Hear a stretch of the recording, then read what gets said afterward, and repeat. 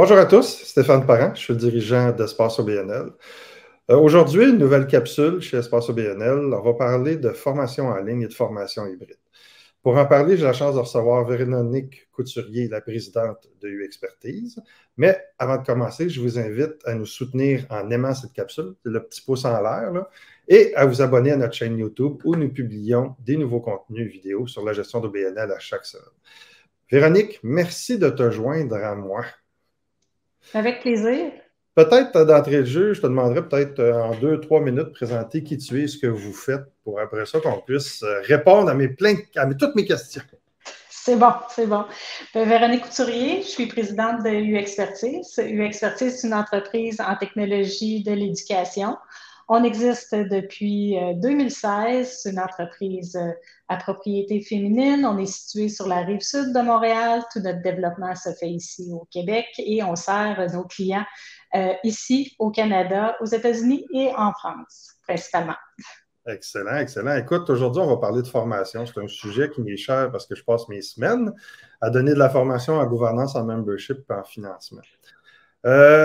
Je commencerai avec une question relativement générale. Puis, pourquoi c'est important d'offrir des solutions de formation à nos membres, surtout de la formation continue? Ben écoute, c'est sûr que la formation, c'est au cœur du développement des employés, quel qu'il soit, de chaque individu. Puis dans le cadre où est-ce qu'il y a de la pénurie de main-d'œuvre, la formation est essentielle pour former des nouveaux employés qui n'auraient pas nécessairement toutes les compétences pour réaliser les tâches qu'on souhaite. Donc, dans ce contexte-là, la formation est d'autant plus importante. On le voit, on entend toutes sortes de choses aussi dans le domaine de l'éducation, où est-ce qu'il y a des pénuries un peu partout. Donc, vient l'importance de mettre à niveau, de former just in time sur des compétences vraiment importantes dans chacun des domaines d'expertise. Je rajouterais même, si tu permets, le volet bénévole. Là, former nos bénévoles, c'est rendu quelque chose d'essentiel. C'est un des éléments de motivation principaux. Oui, effectivement. Puis dans le bénévolat, c'est pas parce qu'on fait du bénévolat qu'il faut pas être compétent dans ce qu'on fait, d'autant plus. Donc, mais peu importe si c'est rémunéré ou pas, la formation est toujours pertinente. En ligne, hybride, présentiel. Écoute, on a tout vu dans les derniers mois, dans les dernières années. Peux-tu m'aider à comprendre les avantages et les inconvénients de chacune des solutions de formation? Ben, écoute, c'est sûr que pour tous ceux qui, en fait, tout le monde a vécu la pandémie. Là. Je pense qu'on n'a pas été juste toi et moi, Stéphane, là, dans ça. Malheureusement, tout le monde. Oui, exactement. Ça a amené un virage complet là, vers des solutions numériques. Tout le monde a dû s'organiser. Ça fait qu'on a passé d'une transition qui était progressive des organisations vers du numérique à tout numérique là, en peu de temps. Donc là, c'est le retour du balancier qui s'opère en ce moment. Et puis, on a maintenant l'offre des deux modes de ce qu'on appelle davantage hybride. Il y a des avantages pour chacun. Puis je pense que autant on a été en numérique, autant parfois on souhaite maintenant aussi être en présentiel. La balance va s'opérer. Les organisations sont encore en train de se réorganiser parce que là, les gens veulent aussi être en présence, aussi être en ligne. On a pu servir aussi des clientèles qui sont à l'extérieur. On a pu rejoindre une clientèle beaucoup plus large là, avec le numérique. Donc, toutes les organisations, les associations qui maintenant pouvaient joindre ces gens-là veulent continuer aussi à servir ces membres-là ou ces gens-là. Donc, le numérique est très approprié pour ça. Le présentiel va rester de toute façon. Quand on pense à toutes les compétences techniques, manuelles, que ça soit conducteur, que ça soit soudeur, il y a de la pratique sur place, il y a des éléments comme ça qui sont essentiels. Souvent, maintenant aussi, on va ajouter des éléments qui sont en mode hybride, qui vont permettre aussi d'aller valider ces compétences-là. C'est la théorie, tout ce qui est informatif, on va choisir parfois plus un mode maintenant numérique. Puis le reste, on va le mettre en présence là où il y a une valeur ajoutée. Puis on voit aussi que c'est rendu de plus en plus difficile de faire déplacer les gens aussi. Là. avec les enjeux de transport en commun, les enjeux de trafic. Fait qu'il y a beaucoup de monde qui préfère prendre des solutions numériques aussi pour ça. Ben, cet aspect-là est à considérer en termes d'économie et de temps, mais aussi de coût. Ça a un impact sur tout ça. Il y a des termes que j'entends de plus en plus. J'ai besoin que tu m'en parles pour un peu les comprendre. L'expérience d'apprentissage puis le parcours de l'apprenant. Je sais que c'est des termes un petit peu techniques dans le milieu de la formation, là, mais peux-tu m'en dire un peu plus pour qu'on puisse, les gens qui nous écoutent, mieux comprendre ces deux concepts-là? Là? Ben, en fait, je vais commencer par l'expérience d'apprentissage. L'expérience d'apprentissage commence bien avant de s'en aller chercher une formation, de suivre une formation. L'expérience d'apprentissage, c'est un contexte dans lequel on va placer notre apprenant. C'est un contexte où l'organisation qui va offrir la formation va offrir une expérience qui est bien au-delà de suivre seulement une formation à la fois, puis que l'apprenant soit laissé à lui-même pour réaliser ou suivre cette formation-là ou atteindre ces compétences-là. Donc, on va donner un environnement qui est favorable. Ça peut être de libérer du temps, ça peut être de donner plus l'équipement nécessaire aussi à l'apprenant, mais ça va aussi jusqu'à offrir des environnements numériques où l'apprenant va lui-même être aussi en contrôle de son apprentissage. Si je pense à U-Expertise, bien, évidemment, tout ce qui est l'espace d'apprentissage, bien, c'est l'espace personnel où est-ce que moi, comme apprenant, j'ai l'ensemble de mes outils, j'ai l'ensemble des formations que j'ai à suivre, j'ai un suivi sur ma progression aussi, sur où est-ce que je suis rendue, qu'est-ce qui me reste à faire, qu'est-ce que j'ai accumulé, c'est quoi les compétences, c'est quoi les certificats et les attestations que j'ai. Donc, ces éléments-là, ça fait partie aussi de l'expérience d'apprentissage. Puis maintenant, tout ce qui est parcours d'apprentissage, ben, ça vient rejoindre aussi l'expérience d'apprentissage. Donc, parcours d'apprentissage, ben, c'est souvent composé de plusieurs formations ou de plusieurs éléments d'une même formation et qui font en sorte que la personne va partir du point A pour se rendre au point B en termes de connaissances, de compétences et va faire un cheminement éducatif. Tu dis plusieurs éléments là, dans ton parcours. As-tu des exemples de différents morceaux qu'on met dans un parcours d'apprenant, mettons sur une plateforme d'apprentissage? Oui, bien en fait, un parcours d'apprentissage, ça dépend à quel point soit l'employé ou l'apprenant. Par exemple, ça peut être un parcours d'intégration. Donc, un nouvel employé qui joint une organisation peut avoir, par exemple, un parcours d'apprentissage pour justement l'amener à niveau avec tout le monde de l'organisation. Donc, ça pourrait être le manuel de l'employé, les politiques de l'organisation. Ça pourrait être, par exemple, aussi d'autres formations qui sont liées au mode de fonctionnement de l'entreprise. Donc ça peut être un parcours, le parcours d'intégration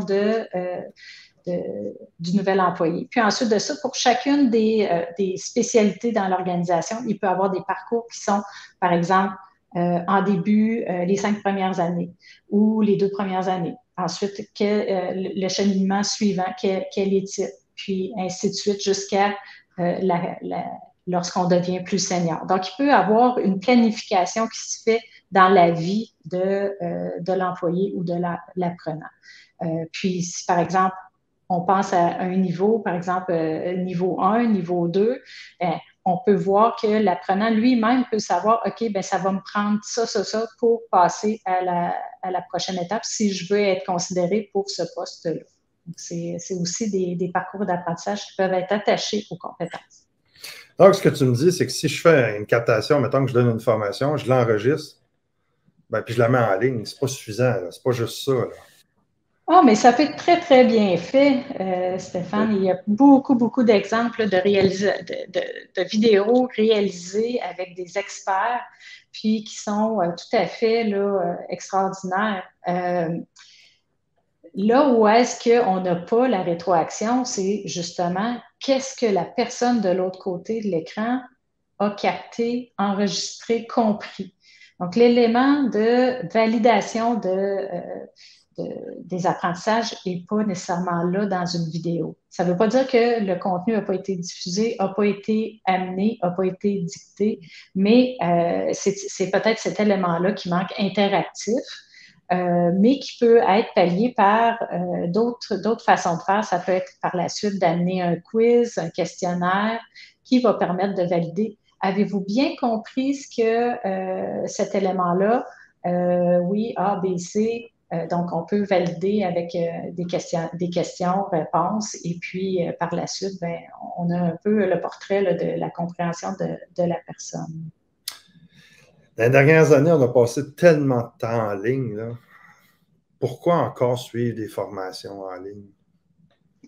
Justement, on va suivre des formations en ligne pour vraiment plusieurs raisons. Hein. Ça peut être dû au fait de l'organisation qui a plusieurs sites, qui a plusieurs personnes qui sont dispersées géographiquement aussi. On veut réunir les gens sur un même moment sans avoir à déplacer les gens. Donc, c'est beaucoup aussi une notion là, d'efficacité, de productivité. On a parlé de cette question-là tout à l'heure, mais le fait de ne pas avoir à se déplacer, ça fait en sorte aussi qu'on a un gain de temps certain. Pourquoi en ligne? Ben, parce qu'on peut aussi préparer un message qui est commun pour tout le monde. On peut avoir comme organisation aussi mettre à niveau tous nos contenus sans avoir à les répéter de façon continue avec un formateur. Ça permet d'atteindre un plus grand nombre de personnes. Ça permet aussi, pour certaines organisations qui ont leurs spécialistes qui sont peut-être sur le point de prendre leur retraite, de figer aussi le contenu, de figer la formation et de garder, préserver toute cette richesse, cette connaissance-là pour pouvoir la diffuser par la suite. Par contre, on se rend compte qu'il y a quand même un certain taux de personnes qui achètent des formations préenregistrées en ligne, mais ils ne finissent pas. Comment on pourrait faire pour les amener à bon port ou peut-être même améliorer nos taux de ce qu'on appelle la complétion, là, des gens qui finissent la formation à la fin. Là. Donc, quoi comme secret dans ta boîte à outils pour améliorer ça? Le secret, là, il y a deux parties à ça. Il y a une partie qui appartient à l'apprenant lui-même. Donc, lorsqu'on a un parcours, en fait, il y a plusieurs recettes possibles, mais certainement, le fait d'avoir du contenu qui est riche, c'est la base.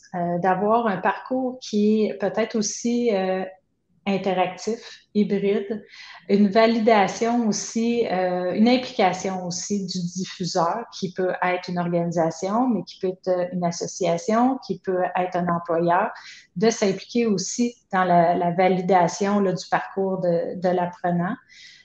Lui-même, comme apprenant, veut certainement atteindre certains... c'est certain que il y a la carotte au bout du parcours là, qui est intéressante, mais je vais y arriver. Donc, c'est là où est-ce que l'apprenant lui-même doit se responsabiliser. S'il n'y a pas d'obligation, évidemment, libre à lui là, de faire le parcours. Donc, d'où la richesse du contenu. Je mettrai l'accent sur cet élément-là, de varier les types de contenus, les types de façons d'offrir la formation. La responsabilité n'est pas toute liée à l'apprenant. Il faut vraiment s'assurer que ce qu'on diffuse comme contenu, qu'on offre comme contenu, reste intéressant, stimulant, enrichissant, captivant pour la personne. Il faut qu'il y ait quelque chose pour elle en retour. Donc, il faut qu'elle gagne des compétences. Il faut qu'elle sache pourquoi elle doit faire cette formation-là. Dans certains cas, par exemple, dans des organismes réglementaires, certaines formations sont obligatoires. Bien, le taux de complétion, il est là. Ça, c'est une règle. Certaines formations obligatoires pour les entreprises, bien, le taux de complétion, il est là aussi. Après, ça devient libre à l'apprenant. Puis là, je dirais que tout ce qui est élément incitatif, carotte au bout de la formation, Par exemple, ça peut être des récompenses, des attestations, ça peut être des badges, ça peut être des éléments qui vont être liés entre eux pour créer un engouement pour terminer la formation.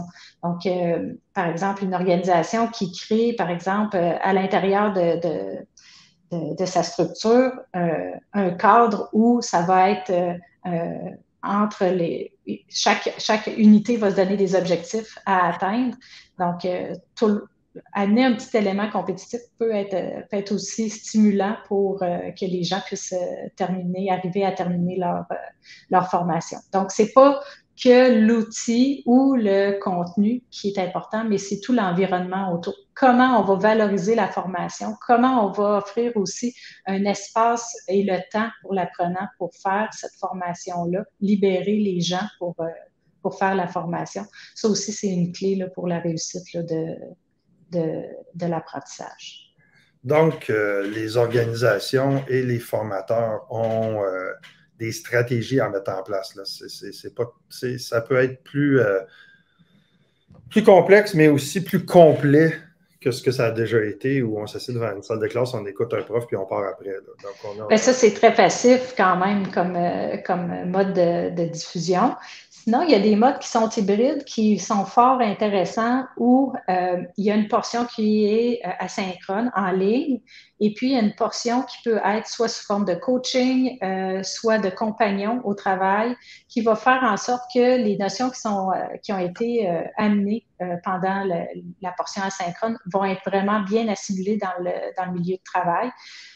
Puis, ça fait en sorte que la personne va être motivée d'avoir complété les éléments avant de peut-être rencontrer son compagnon d'apprentissage ou le coach ou le formateur.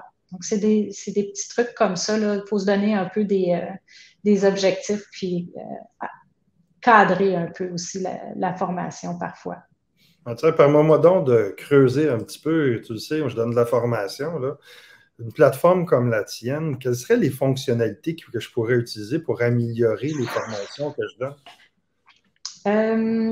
En fait, je viens d'en parler un peu. Là. Tout le mode qui est hybride, c'est une approche là, qui est fort appréciée et qui fait en sorte là, que les apprenants ont le sentiment d'un suivi plus rapproché, plus de proximité aussi.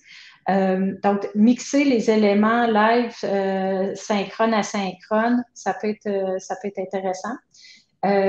Évidemment, de créer des points où est-ce qu'on peut, si on veut améliorer la formation, ça peut être aussi de créer des automatismes du côté de l'organisation, là, de créer des automatismes, de connecter aussi ces systèmes entre eux.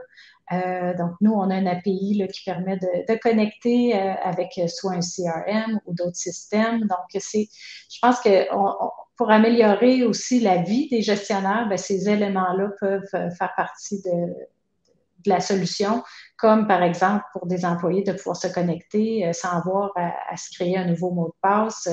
C'est des éléments qu'on prend vraiment très au sérieux. Ce qui est intéressant, c'est ce que tu dis, si je comprends bien, c'est que oui, c'est efficace encore plus pour que les gens apprennent, mais c'est efficace aussi pour ceux qui sont en arrière de la plateforme pour être capable d'offrir et de diffuser de la formation de manière plus rentable, tant au niveau des coûts qu'au niveau de la quantité de personnes rejointes et de la qualité de ce qui est enseigné aussi.